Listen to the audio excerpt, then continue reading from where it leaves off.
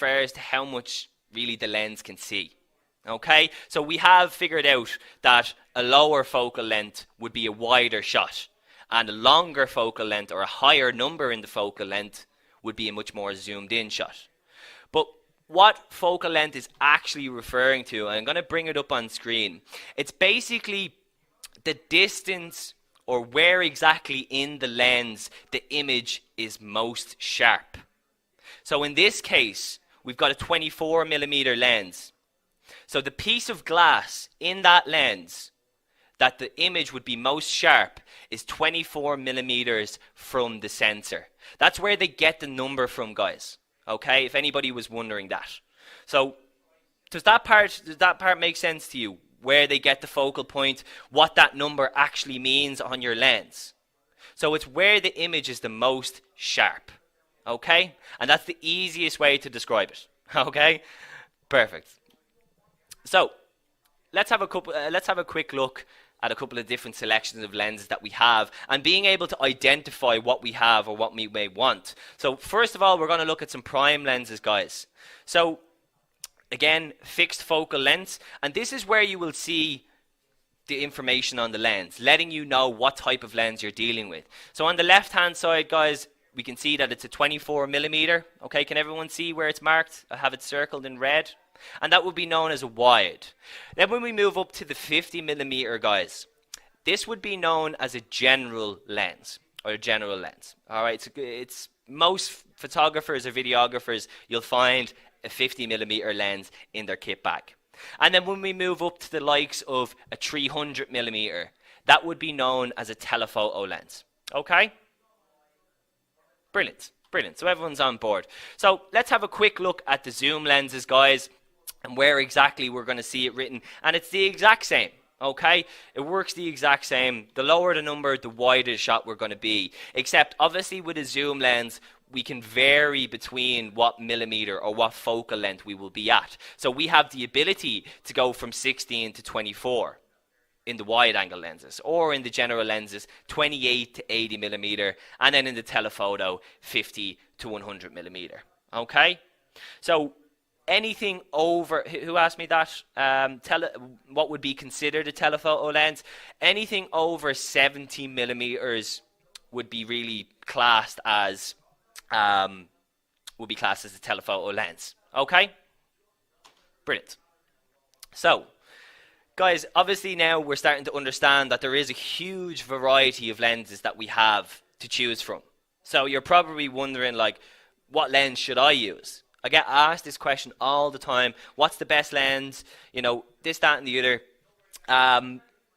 Really, guys, you know, you need to, let's break it down. Okay, let's just kind of break it down, and we'll look at some pros and cons, and then we'll kind of decide what would be best for us. So again, we're going to look at the prime lens first, and we're going to break it down. So we've got a filter thread, guys. Okay? So we can put on neutral density filters, which we're going to go through later on in the course, and you can put on filters basically to protect your lens or to stop a certain amount of light coming in. There's all different array of lenses, guys. We've got your lens hood slot. So this is where you can put the protective lens hood over your camera. Okay, it stops stray bits of light coming in.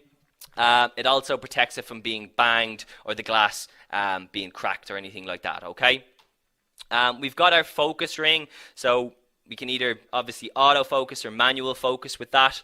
The distance scale, guys, it's very, very good when you're manually focusing. Okay, it'll also tell you the closest that an object can be to your lens that the lens will actually be able to focus on. Because I don't know if you've noticed, if you've tried to take a picture of something really close up and the camera just keeps trying to focus and doesn't actually take a picture or anything like that. As well, it helps for really pinpointing or getting your focus very, very clean and very, very sharp.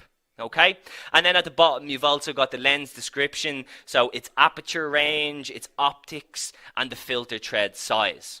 Okay, perfect. So some of the pros and cons here, guys. Let's look at the pros.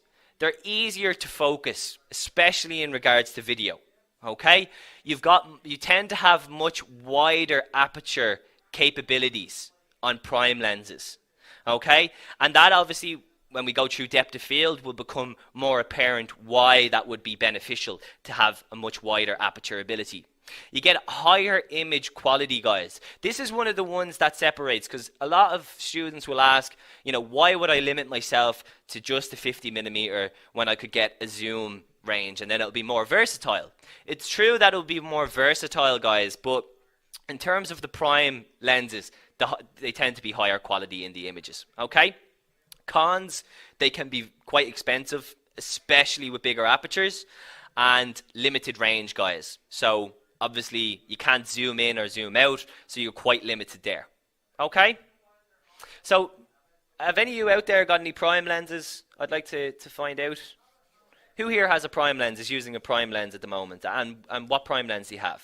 Okay, Esther has a 40mm. Joelle, you have a 24-70. Guys, would a 24-70 be a prime lens? Joelle, that would be a zoom lens, okay, because you're varied in focal length. Okay, Belly's got the 50mm 1.8, 24mm 1.4. Jason, good stuff. Good stuff, guys. Okay, so still a little bit of confusion, it seems, out of some of you guys. Still confusing zoom lenses with prime lenses, guys. Remember that a prime lens is fixed to one focal length, so it can't be 18-55mm. It can't be 200-300. It can only be one. It can only be 18, or it can only be 50, so on and so forth. Okay? So, guys, let's just look at zoom lenses. Simply defined, again, we can move in and out. So with zoom lenses, guys, there tends to be more elements in the lens itself. Okay, so just to keep that in mind. But some of the pros here, they're very, very versatile. Okay, obviously the ability to be able to zoom in and zoom out means you can move your body less, and you've a bit more reaction time, I suppose, or it's a bit easier to react to situations that might happen. You might need to zoom out very quickly or zoom back in, whatever it is, guys. The zoom lenses tend to be a little bit more affordable, and that's to do with the aperture ability. It's to do with the build quality as well. Cons on the zoom lenses, guys, the quality can be quite poor on a lot of zoom lenses. They can be quite difficult to focus, especially when filming with a DSLR. Okay, and obviously the loss of light when increasing the focal length. So on some zoom lenses, guys, when you zoom in, it actually changes the amount of light that is allowed into the lens, and that can obviously be a problem. Okay? Perfect.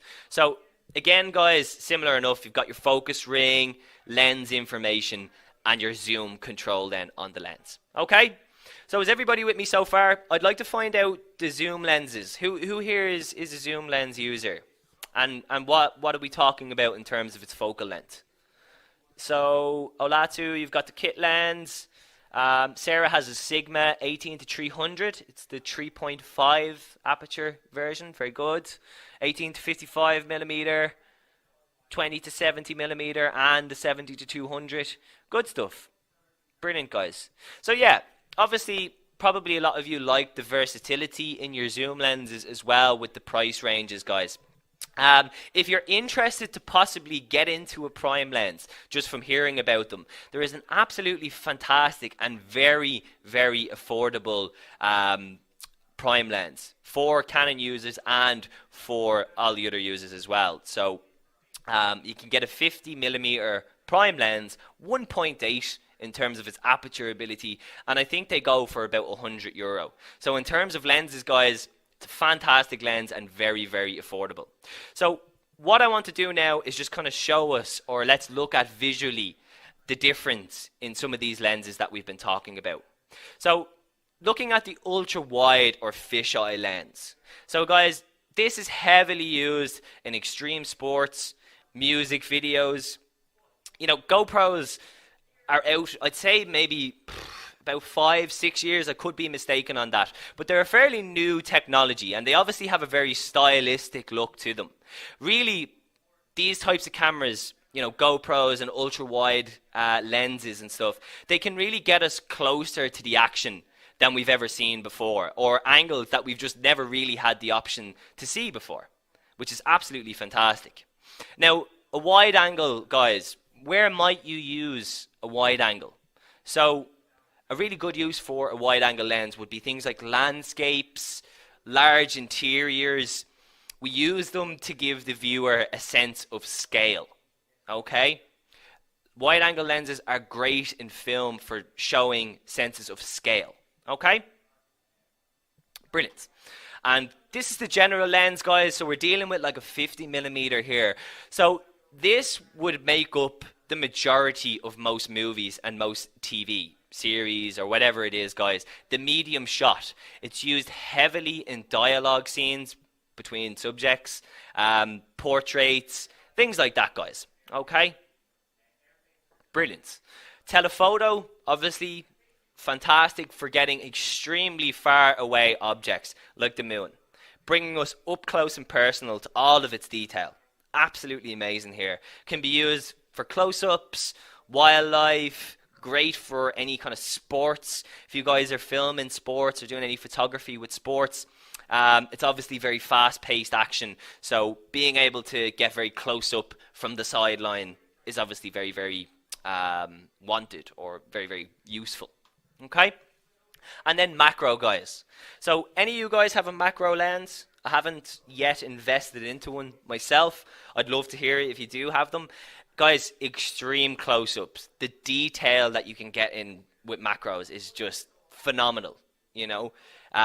It's great for food, wildlife, anything that you want to show an immense amount of detail. I mean, look at that, guys. It's absolutely stunning. Okay? So there's some of the different uses, guys, that you might want to think about. And that's just kind of trying to get the cogs in your mind turning into ways that you might use this. But what I want to do now is I want to go through aperture. So who here is familiar with aperture? I know some of you might have photography backgrounds. Some of you might be very, very new to this. So it's absolutely fine. We can all learn from this.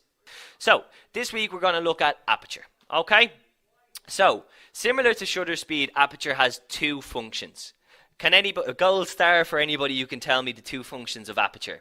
Whoever's first in with it.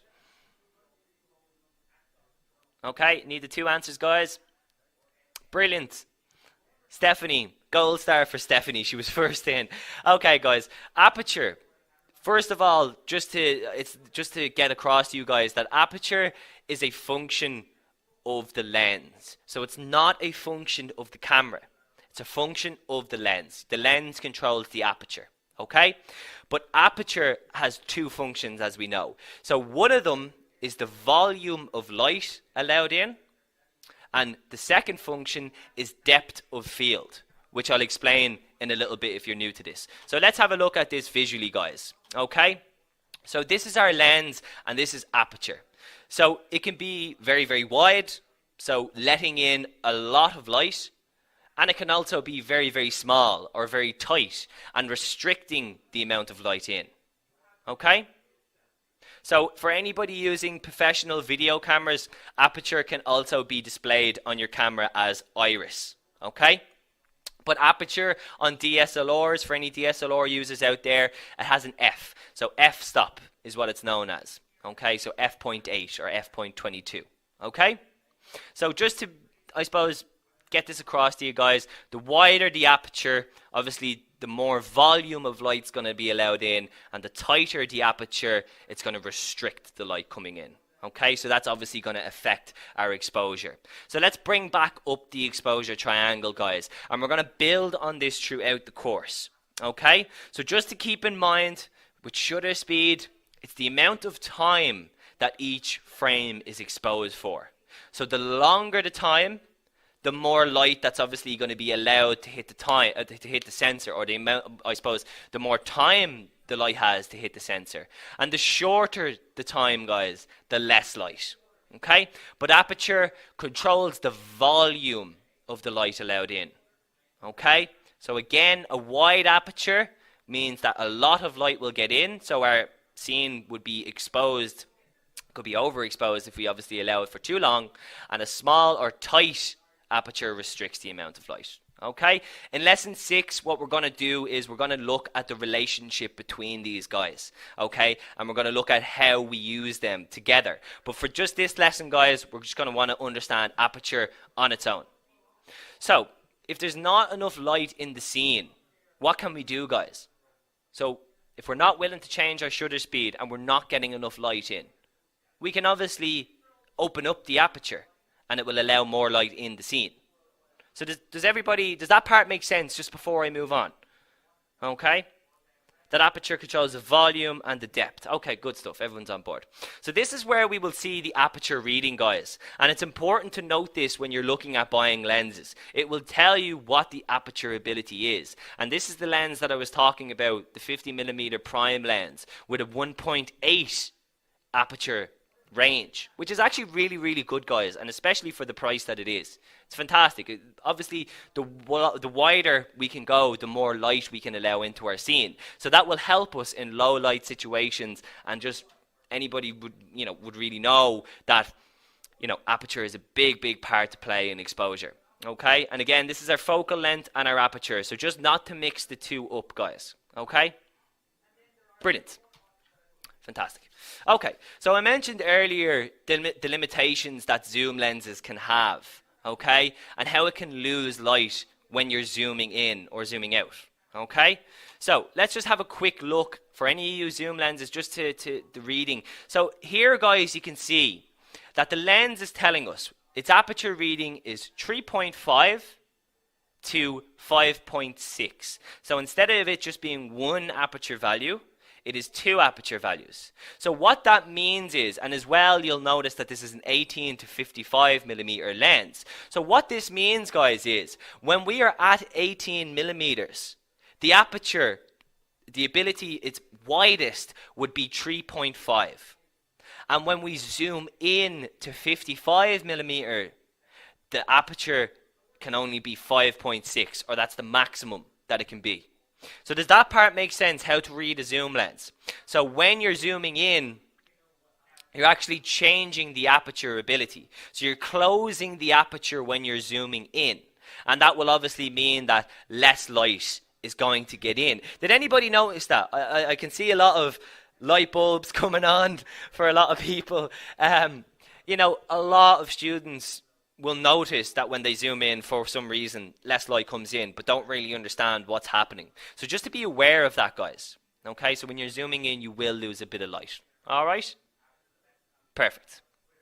And again, guys, just to really understand what we're looking at and how to really go about this, how your aperture used to be on the lenses. Okay, you used to have to change it on the lens itself back when it was film cameras, but that's no longer the case. You can change your aperture in camera.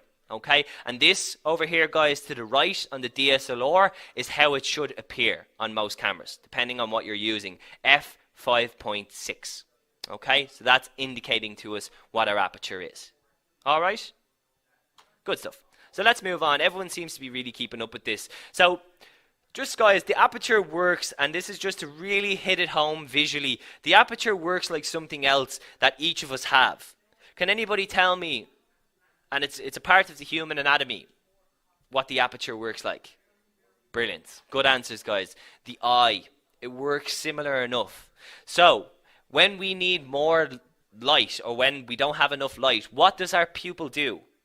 It expands to allow more light in if we're in a low light situation. Okay? And again, if we're in a very, very high light situation, so too much light coming in, our iris will close down to restrict the light. And it works the exact same with the aperture, guys. Okay? So it dilates and it contracts. Okay? So these are some of the common apertures, guys. And one thing that you'll notice is, and we'll get into this later on, they're one stop apart from each other. Okay?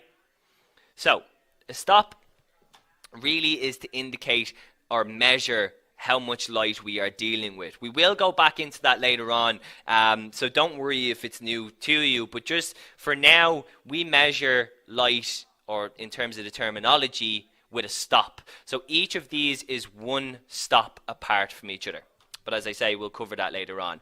But what I want to get across, guys, and what trips students up very, very easily at the start, and I fell victim to it myself, that the lower the number, the wider the aperture. And the higher the number, the smaller the aperture. So it works kind of back to front with how our mathematics work. Okay, but just to get that get that visually in, guys, when we're talking about f1.4 or f2.8, we're talking about a very wide aperture, so a very wide hole or a very wide eye, allowing a lot of light in. Whereas we've got our mid ranges, so our 4, f5.6, f8, and f11. These are the mid ranges, guys. So you can see the aperture blades are starting to close and starting to restrict the light. And again, going up further into the f16 and f22, we're talking about a very, very tight aperture. Okay, very, very small hole, restricting the light coming in. Okay? Perfect. So this would be known, a wide aperture, guys, is known as a shallow aperture or a shallow depth. Okay? And whereas on the opposite end of the spectrum, f16, f22 would be known as a deep aperture. Okay? And this will make more sense now when we get a visual aid here, guys. So depth of field, just for anybody really that's kind of new to this. So on the left side, with an aperture, a shallow aperture of f2.8, okay, notice how a small fraction of the image is in focus and the rest, the background, is very, very blurred out. This would be known, guys, as a shallow depth of field.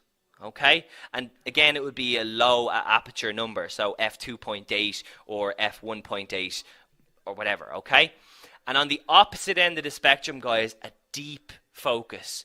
So notice with the f22, a deep depth of field, that everything in our scene is in focus. Okay, so does that part make sense, guys? Okay, so what are the implications of this? This is going to help you to decide what you need. So if you've got a subject and you just want them in focus and the background blurred, you're not interested in anything else. Maybe it's an interview, whatever, guys. You're shooting that, you want to go for a shallow depth of field. And on the opposite end of the spectrum, when we're shooting things like landscapes or whatever, guys, and we need everything in focus, they're the ones that you want to be aiming for. So that's what we mean when we talk about a shallow depth of field and a deep depth of field. So the next time you go out, if I say go out and film something in your back garden and I want a shallow depth of field, you guys are going to understand how to go and achieve that. Okay? And again, guys, this is going to aid with the visuals. So let's just have a look at this, right?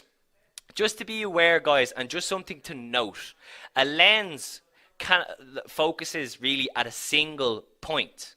So it cannot focus on something in the front and, let's say, in the background at the same time. Okay? It can only focus at one point. Okay? So maybe we might need to have small something, our subject in focus in the background blurred, or maybe we might need everything in focus, guys. But what I want to do is I want to bring up again an example of this. Okay? So we've got our cameraman, our news reporter, and we've got a rock and a tree in the background. Okay? So the cameraman will set the focus on the subject, which is the reporter. Okay? He does not want anything else, guys, to be in focus. So what type of depth of field will he need? He wants the subject to focus and the background blurred. Okay? Brilliant, Daniel. Straight in. Jasmine. Fantastic. Brilliant. Everyone seems to get that. So he'll need a shallow depth of field. So something like, let's just say for an example, f2.8 or f whatever, guys. He needs a shallow one. So that's where our focus and our depth of field will be. But let's take the same scene, guys, and instead of just having the subject in focus, maybe we need the reporter and the rock in focus. So what do we do, guys? Because we know that we can't focus on, we can only focus in one point. So what do we need to do? We need to change our aperture, okay? We need to increase the f-stop number. So again, the last scene we said we were at f2.8. We would increase it up to something like f.8 or f11. And guys, what that will do is it will increase the depth of field. So it will bring more into focus. Okay? Perfect. And just one thing to note, guys, again, just jot this down as a little note, as a mental reminder. Depth of field extends from about 1/3 in the front and about 2/3 behind. So what that means is when we are increasing our f-stop, let's imagine it as a bubble, okay? We are increasing the bubble size, so more will be in focus in our bubble. So when the bubble is growing, as we are increasing the depth of field, it moves 1/3 forwards, or to the front, and 2/3 behind, okay? Does that part make sense? So our bubble will move a bit in the front, and it will move obviously more so in the background, okay? So, what if we need the rock and the tree to be in focus as well? But again, the reporter must remain sharp. It's the same deal again, guys. We just up the aperture, and it'll bring much more in focus to us. Okay? Because the aperture is tighter, basically, the depth of field has been extended. Okay? And then the reporter, the rock, and the tree will be all in focus. Okay? So, that's perfect. Everyone seems to get that. So, everyone seems to really understand that, so I'm not going to go through it again. But what I want to get across, guys, is how you can use depth of field creatively. So now we kind of understand that the lower it is, the less we'll have in focus. The higher it is, the more we'll have in focus. And we can obviously change to what we need. But what we can also do, guys, is get creative with depth of field. So this is a setup that I had. I was on an aperture of 2.8. I was first focused on the back bottle, okay? And what you can do here, guys, is what's known as a pull focus. So instead of changing the aperture to bring in the front, then the two of them would be in focus. What I want to do is a pull focus. So I'll keep my aperture the same. And what I will do is I will change the focus point. So I will move the focus ring and pull the focus to where I want it to be. Okay? So it's called pull focus, guys, and this is when we get into the realms of using this information creatively, because it's great understanding the technical aspects, but what we need to do is we need to look at the real world implications of what we're learning. Okay, so using the shallow depth of field creatively, guys, shallow depths of field are fantastic for setting mood. It's also great for directing the viewer's focus. You can also highlight a point of interest to the audience, or you can hide objects. Okay, so depth of field, guys, is really, really great if you want to take the audience focus from one point to the other, or show them something, or possibly hide something in the blurred effect. A lot of us would probably have seen maybe horror movies where the killer steps in the room, the focus is on the subject who's about to be murdered. Unfortunately, the subject is unaware of this because the killer has the knife behind their back. We might be unaware until the director or the cameraman decides to pull focus from the subject who's about to be murdered, revealing to the audience the knife behind the killer's back. Okay? So this is where we need to start to use our creative minds, guys. Okay? Now, deep depth of field, guys, again, you're going to be using this a lot in your establishing shots, creating a sense of scale, having everything in focus, letting us know where we are in terms of location and in terms of time as well. Okay? So everybody with me? Everybody still follow me? Anybody fallen asleep yet? No? Good. Brilliant. Everyone's on board. Good stuff, guys. So bokeh or bokeh or bouquet. Many, many different words for it. They seem to travel around. Anybody familiar with what this is, guys? Or a lot of you are probably wondering what the hell it is. Perhaps someone has said to you, oh, that's fantastic bouquet in your image, and you just smiled and nodded. You hadn't a clue what the person was saying to you. So really, what is bokeh? Bokeh, guys, to simply put it, it's the shape of light that is out of focus. Okay, so light that we have out of focus, it is the shape of that light. Okay? And it's usually, you'll see it in shallow depths of field when we've got a lot that's out of focus. So it's very, very heavily used in portraiture and macro. Okay? And guys, there are different bokehs, and some are better than the others, or bokeh, whatever you want to call it. Okay? So, really what you want here, and let's just bring them up on screen, you want it to be very filled out. You don't want to have very sharp edges. It really should blend from one to the other very gradually and nicely, okay? And guys, again, in terms of shape, there's many, many different shapes and sizes that they come in, Okay, and you can actually look before you buy a lens what bokeh it has. Okay, a lot, some comments coming through. Why do I need to know this? Why is it important? Very, very. Someone slagging me about my pronunciation of bokeh. uh, yeah. Okay, guys. Really, this is what I want to show you here. It's a very, very good example of the difference between good bokeh, but bokeh, and bad. Okay. On the left-hand side, we've got a very, very nice shape.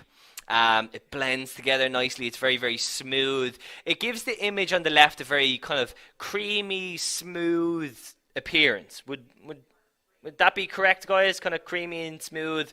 Weird words to use, possibly. And on the right-hand side, guys, look at that. It's not blending together very, very nicely. It's quite harsh, sharp. And it's just not as pleasing to the eyes as one on the left. Someone says that it's a hot mess. Okay, it is, guys, and that's really the difference that you're going to get. So if you're shooting shallow depths of field, if you're doing very close-up portraiture in your scenes or whatever it is, smooth bokeh or bokeh is what you really want to aim for. Okay, if at all possible. So focus, guys. How to focus? I'm going to really, I suppose, hammer this home throughout the lesson. This is really where I see the most mistakes generally, is in terms of focus, the focus not being sharp. And guys, I made this mistake a million times when I was learning in college. Okay, so don't worry. It's not usually a factor of that you can't do it or you don't know how to do it. It's usually a factor of taking your time or taking the time to getting it correct. Okay, so autofocus, guys, when really to use this. Autofocus will help you with tricky shots when you're moving the camera, so with pans and tilts, running and gunning. So if your hand holding the camera and, running in and out, autofocus is usually the best. Okay?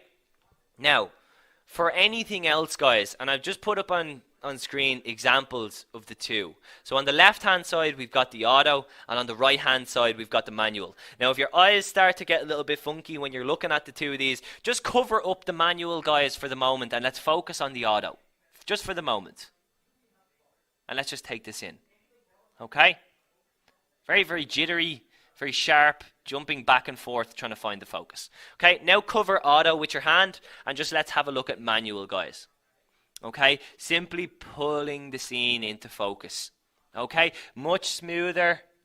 Okay, and I think you guys would agree that's a much more desirable focus on the right hand side for our shots. Okay, so I would say autofocus, guys, when you're running around, that's the best time to use auto, because manual might be quite difficult. Anytime you can, I would say manual focus as much as possible. Okay, and a couple of other tips, guys, with focusing is to zoom in on the eyes. Okay, you always want to try focus the eyes first. When I was in my final year of college, we were heavily working on live television broadcast. Okay, so this was very, very fast paced. Everything had to be correct. Orders were being yelled down the headphones, to get your shot, to refocus, to reframe. All of this was happening very, very quickly, guys. So what I would do is simply zoom very, very quickly into the eyes, sharpen that focus, zoom back out. The eyes are one of the best places to focus on. Okay, and it's very, very obvious when they are in focus and when they're not. So for any of you guys, for YouTubers or bloggers, so a lot of the time you're trying to shoot yourself. You probably don't have a camera person or a camera operator to help you. So how do we make sure that we're getting our focus correct? A great tip, guys, is to position something where your eyes are. So if we take the example of the image on screen, so she has a microphone just off to the right. So what I would suggest doing is moving that microphone to where your eyes will be. So just put them on your eyes if you want. Step out of the scene. Okay. Focus on the subject.